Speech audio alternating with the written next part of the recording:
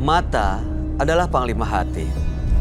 Segala yang kita kerjakan tanpa disadari menciptakan misteri yang ada dalam hati. Baik, buruk, kejam, pilu, sampai kisah ironis, semua akan kita kuak di sini di Menembus Mata Batin. Program ini akan mengundang orang-orang yang pernah ataupun masih melakukan tindakan di luar batas kewajaran. Dan pada malam hari ini, bintang tamu yang hadir adalah Baby Z. Baby, terima kasih hadir di Menembus Mata Batin. Boleh diceritain nggak pengalaman mistis yang terakhir kamu alami yang sampai sekarang sulit untuk dilupakan? Kalau pengalaman mistis yang aku paling ingat ada 2. Kemarin sempat diceritakan yang kakakku kemasukan 3 bulan nggak sembuh, dan saya lagi hamil anak pertama. Saya pernah didatangin Gundurwo, dan itu pas malam 1 Suro itu di daerah Puncak. Saya lagi nginep di sana dan digubrak-gubrak gitu. Apa tempat tidur? Tempat tidurnya, iya. Dan saya tuh nggak bisa turun karena saking kerasa panik ya, dan kelihatan banget. Waktu panik seperti itu apa yang kamu lakuin? Ya, saya telepon mantan suami kan, terus suruh keluar, suruh cari mama. Aku kan sama mama juga, karena mama ngobrol di pendopo sebelah sana gitu. Dan aku nggak bisa turun karena keberasa berat kan.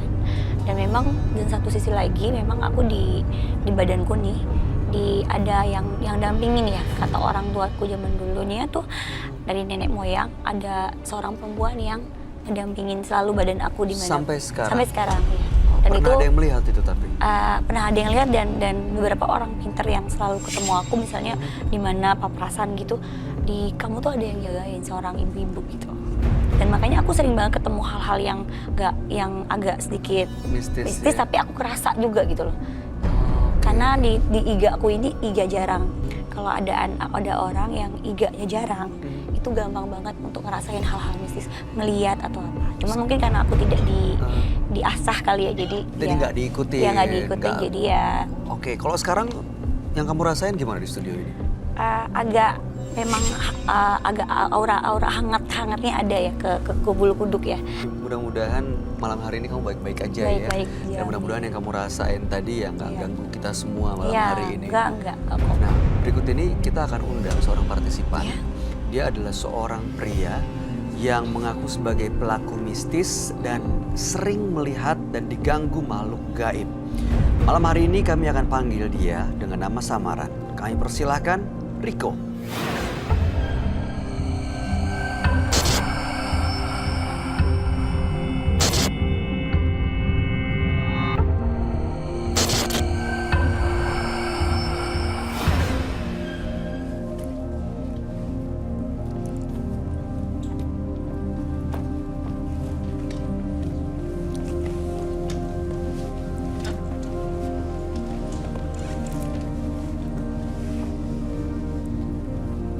Selamat malam Mas Rico.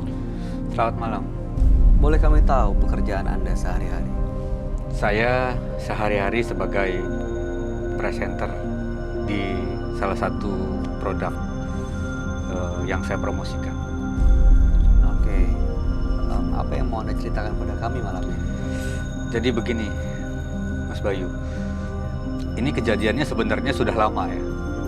Itu waktu SMA dulu.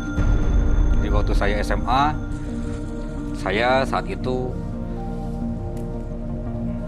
bisa dikatakan, mohon maaf, sering gonta-ganti pacar.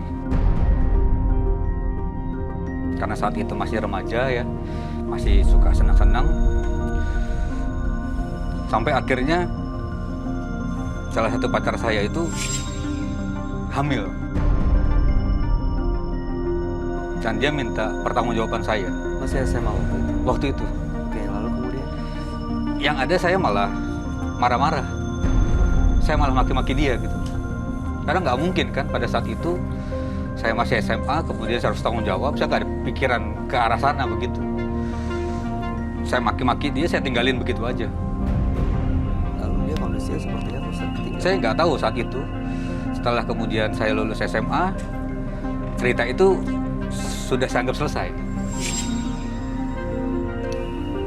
Sampai akhirnya 6 bulan belakangan ini, Mas Bayu, saya itu sering mimpi didatengin seorang perempuan bawa gendong bayi di dalam mimpi saya gitu.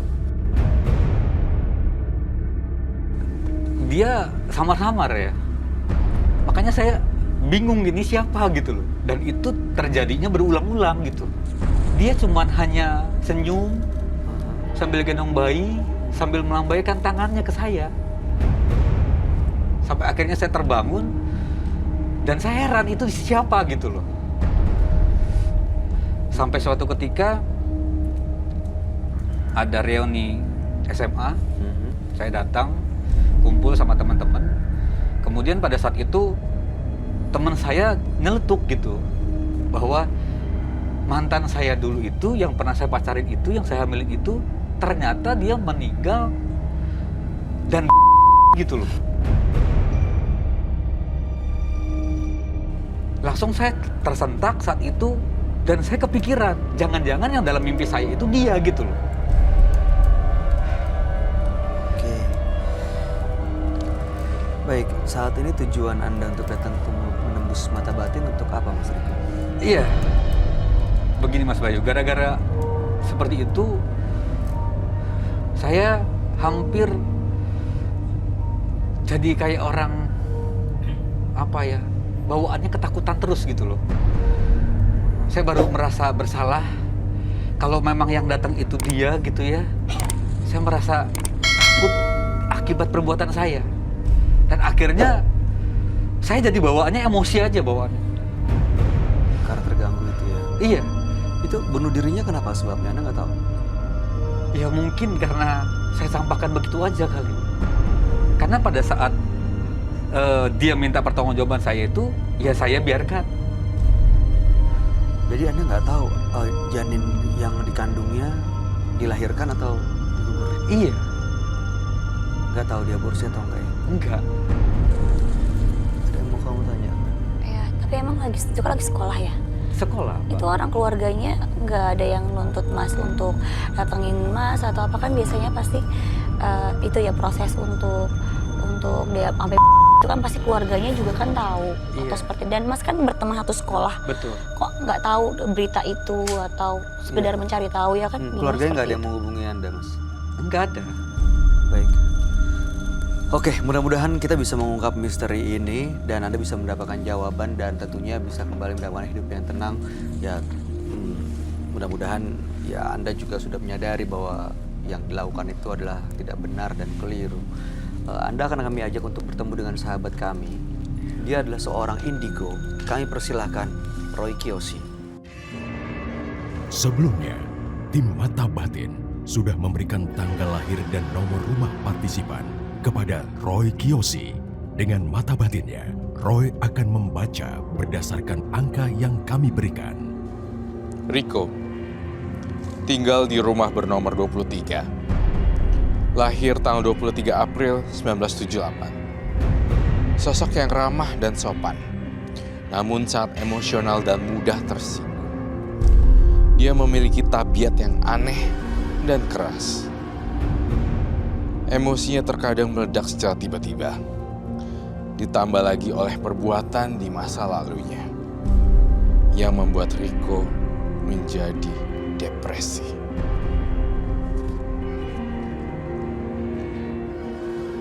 Dalam penglihatan mata batin saya melihat Riko diikuti oleh seorang arwah gentayangan wanita yang menggendong bayi.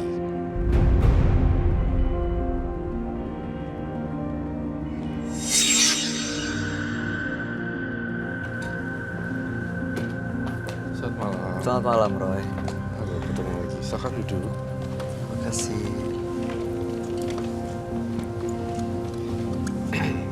Riko, tanggal lahir 23 bulan 4, 1978, dan bernomor rumah 23. Riko pernah melakukan kesalahan zaman sekolah dulu, pacar, dan waktu itu ditinggal pacarnya, tidak tahu apakah tetap dikandung janin yang ada dalam perutnya atau diaborsi. Tapi yang jelas belakangan sering diganggu oleh sosok perempuan yang membawa anak dan mendengar kabar bahwa pacar yang waktu itu saat sekolah meninggal. Dan malam hari ini ingin tahu jawabannya sosok itu siapa. Iya, Dan maunya sih supaya tidak terganggu lagi karena mempengaruhi kehidupan Anda begitu ya. betul. Riko, Pak Riko ya saya panggilnya. Di belakang kamu itu siapa ya?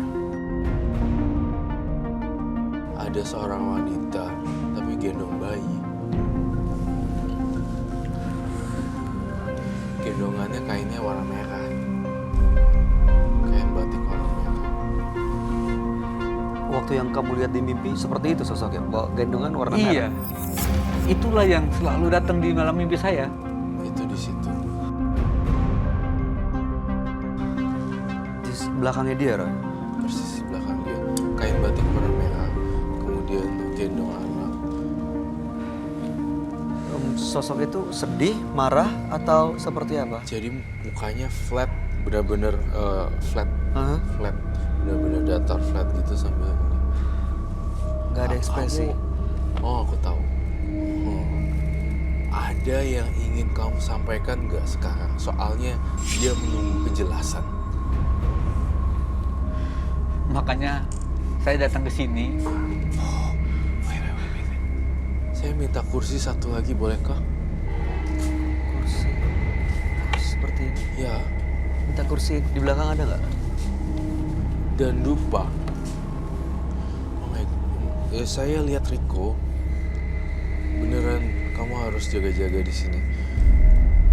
Sosok perempuan yang saya lihat, dia menunggu jawaban dan kejelasan. Perempuan itu mantan pacarnya. Kita nggak tahu perempuan itu mantan pacarnya Riko itu yang Iya, ini. Roy. bisa jadi. Dari sini. Saya minta dupa ya. Ini minta kursi ini untuk apa, Roy? Perempuan itu ada di situ.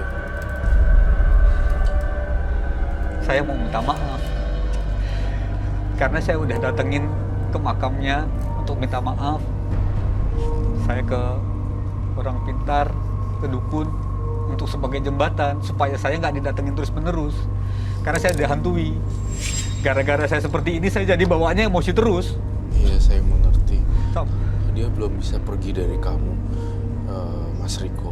Dia benar-benar nunggu jawaban kamu.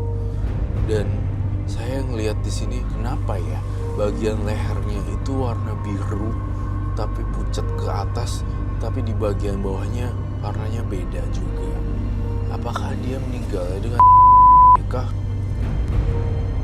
mungkin jadi. Soalnya ada bekas di sini. Karena saya habis itu saya nggak tahu lagi beritanya seperti apa. Tahu-tahu saya dapat berita dia meninggal. Itu aja.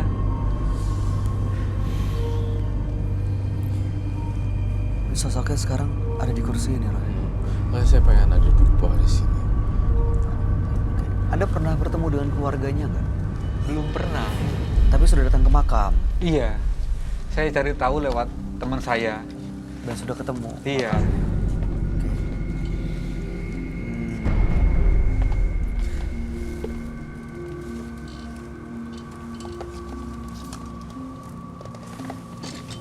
Itu bisa gini nggak sih? Atau itu Jatuh ya? Just this one. Can you make it Nggak something bisa. like this? Di itu aja deh. Kamu ada yang pengen disampaikan gak buat dia? Saya mau minta maaf atas kelakuan saya dulu yang nggak bertanggung jawab sama kamu. Ya, 3 aja, Pak. Tolong maafin saya. Jangan datangi lagi saya. Karena gara-gara ini saya hancur semuanya. Saya bawanya jadi emosi. Sampai akhirnya istri saya sering saya marah-marahin, saya bentak-bentak karena saya nggak fokus lagi. Saya minta maaf sekali lagi. Serem banget. Saya nggak tahu saat itu. Saya baru sadar sekarang. Saya benar-benar minta maaf. Dianya nangis loh. Dia nggak bisa ngomong. Tapi dia nangis keluar air mata sambil gendongan itu. Maafin saya.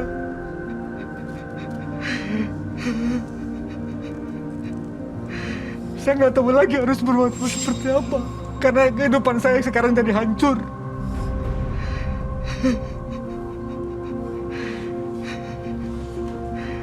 Saya juga udah menyiapkan anak saya itu.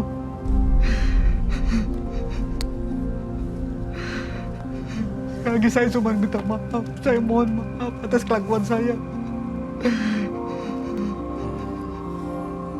Dia terus nungguin Pak Riko. Saya terus terang sih, jujur ya. Mukanya menyeramkan sekali. Dan anaknya juga yang digendong benar-benar pas dilihat itu pucat pasti. Tapi saya berusaha untuk tidak takut karena saya menghargai. Ketika kita kaget dan shock, dia akan hilang di sini. Dia nggak ganggu sosoknya. Hanya saja sosok ini dia akan stay kalau kita tenang. Kalau kita agak kayak gitu, mungkin akan kabur. Ada yang mau disampaikan sama dia, Roy? Sebenarnya kalau saya lihat di sini, dia itu keluarin air mata tapi nggak berkata satupun, ambil gendong. Pas dilihat tuh bayinya, ya ampun, warnanya kok warna hitam gitu, abu-abu.